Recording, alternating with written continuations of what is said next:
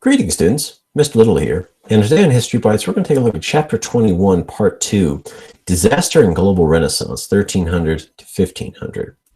Now, by the end of this History Bite, you should be able to answer the two following historical essential questions. How did ecological developments impact the politics and cultures in Afro-Eurasia during this time? And how did changes in economic and politics across Afro-Eurasia lead to cultural changes during this time, as well as cultural continuities during this time? So let's start with talking about something called the Little Ice Age, not in any way related to the movie. So the Little Ice Age refers to a climatic shift.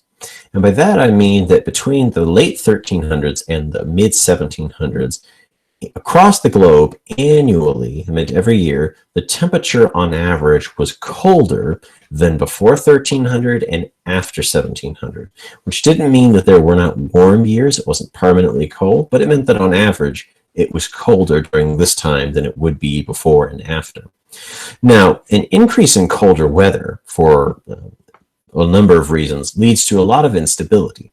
For example, we see an instability in agriculture. So for example, wine cultivation effectively ends in parts of England where it existed for hundreds of years because now it is too cold to actually grow wine in this part of England. The historical record also sees a noticeable increase in bread riots as well as descriptions of famines. Accounts of people starving, of people fleeing their homes. The Norse effectively have to abandon Greenland because you can't farm it anymore. It's too cold. We also see a great deal of political and social instability, partially caused by some of this agricultural instability, such as the collapse of the Yuan dynasty in China, which collapsed in part because of increasing famines and increasing flooding caused by the decrease in temperature, as well as the rise of witch hunts during this time in Europe, which some scholars attribute to the increase in famines, which traditionally could be blamed on witches, right? Why is the food not growing? I don't know. The woman down the street who lives alone and has weird medicine, she's probably the reason the food isn't growing. And therefore, we see the rise of witch hunts, which will continue into the 1700s. Now, one thing to note about the Little Ice Age is that a real big question about it is the Little Ice Age a cause of future events, or is it the consequence of previous events?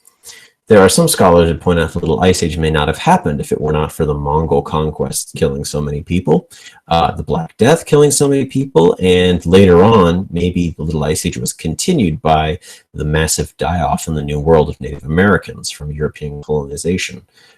It's a good question to think about the Little Ice Age as both a cause and a consequence of many things to come, and many things that were.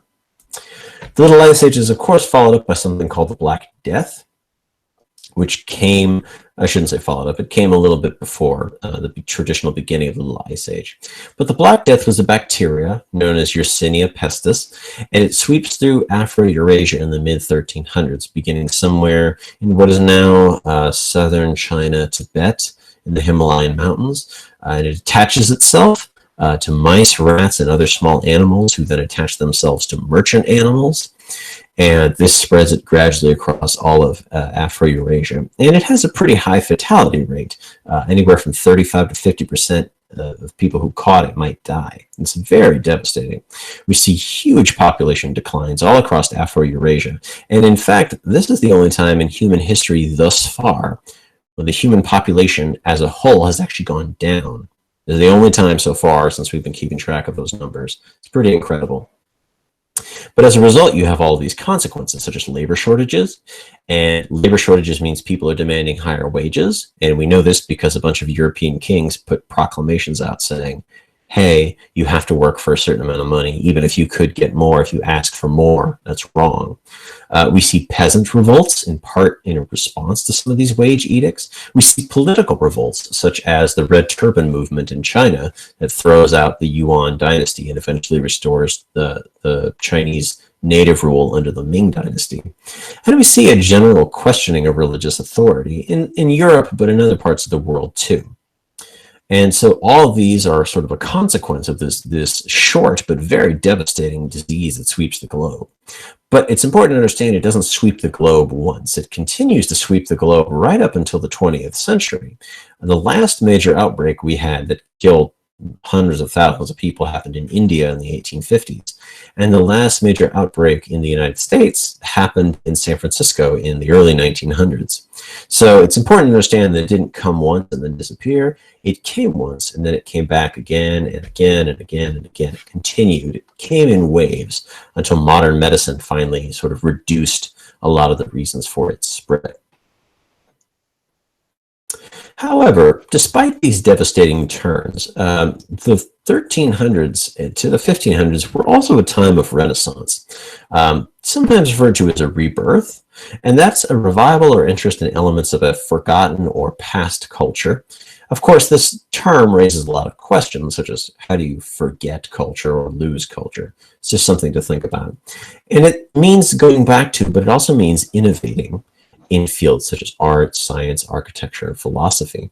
And of course, the causes vary by region, but in the late 1300s, this was a time of global revival, and in some cases, even interconnected global revival. We'll start in Central Asia. Now, the Timurids, who we haven't really talked about, but they're an empire founded by a guy named Emir Timur, who was a young Turkic nomad who claimed to be descended from Genghis Khan. He built up an empire. He conquered some of Genghis Khan's successor states in Central Asia and Persia.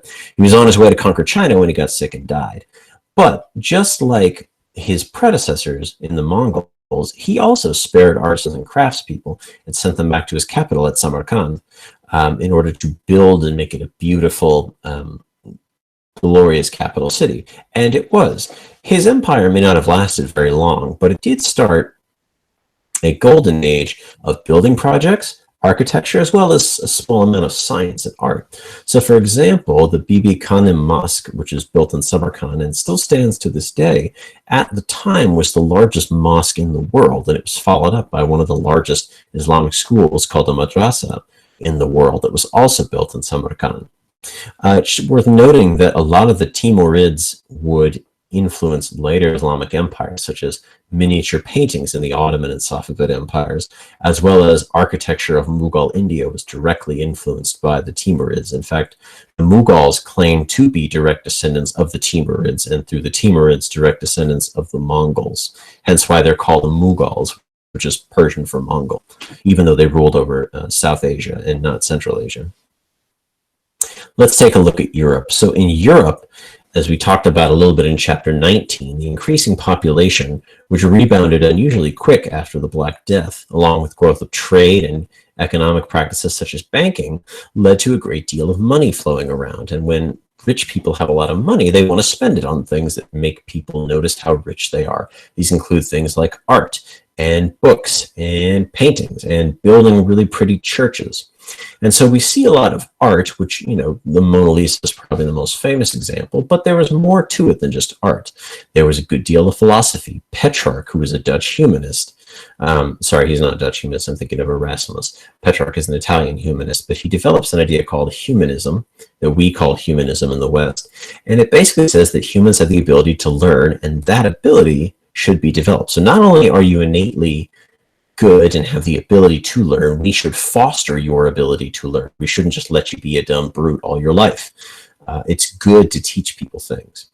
Leonardo da Vinci, who's most famous for the Mona Lisa, however, had a lot of other inventions to his name as well. He drew up plans for flying devices. He helped build mining technology, and other Renaissance-era thinkers helped develop shipbuilding and weapons technologies. And so the Renaissance in Italy and then later in the rest of Europe did focus on art, but it also focused on technology as well, and there was a bit of philosophy built in there. And so economic development in northern Italy led to this technological, cultural, philosophical renaissance that's eventually spread to the rest of Europe as well. And finally, we'll end in China. So the Chinese dynasty that succeeded the Mongols was referred to as the Ming. Now, the first emperor Hongwu referred to it as Ming, which basically just means brilliant, because he wanted to indicate this was going to be a beautiful dynasty. And he prompted and promoted the sort of development of Chinese culture. He wanted to really bring back everything Chinese that had been suppressed under Mongol rule, which included the civil service examination, and Confucianism was brought back in as the #1 philosophy. Of course, he still paid kind of tribute to Buddhism, but Confucianism took center stage. And this included a new Confucian school of thought led by a man named Ming, who developed almost what we could call a humanistic Confucianism, which, while Confucianism emphasized right behavior and hierarchy, Ming also said that humans were innately good. And while we should develop these understanding of right behavior and right hierarchy, it also meant that humans had this in them already. This was a big kind of radical break from Confucius' original proposition that humans were innately evil and terrible. It is around this time that several of the major achievements in Chinese history and Chinese culture, such as the sort of another continuous development in porcelains. Now, when we think about Chinese porcelain, we normally think of the blue and the white, and that's where this comes from. So this blue and white porcelain was distributed so prominently as gifts and traded so extensively that this is where we start calling porcelain just straight up China. It's not called porcelain anymore. Not that it ever was called porcelain in other languages, but we just call it China. That's how extensive it becomes. The name of the thing literally becomes the country where it's from. Pretty impressive. And of course, at this time, Emperor Yongle compiles an encyclopedia of all of the achievements in Chinese history called the Yongle Encyclopedia. Unfortunately, only about a third of it is left. A lot of it was lost in a fire during the First Opium War, and so it's very sad, but it was a major synthesis of Chinese culture and Chinese history. So the Ming Dynasty, in its efforts to reestablish Chinese dominance in China against perceived foreign influence of the Mongols, really sparked sort of a cultural renaissance within China. Now, of course, there are examples of how these zones of Renaissance interacted, right? The European Renaissance paintings, many of which are very famous, but they often have goods and foods that are from the Middle East, not just from Europe. A famous painting to look at would be the Ambassadors. And Central Asia continued to be a zone of exchange between the Islamic world as well as China. And a great example would be Chinese artisans continuing to replicate Chinese ceramics in Samarkand, the capital of the Timurid Empire. So thank you so much for joining me for this bite of history. You should be able to answer those two essential questions from the first slide. Thank you so much for joining me, and I'll see you next time.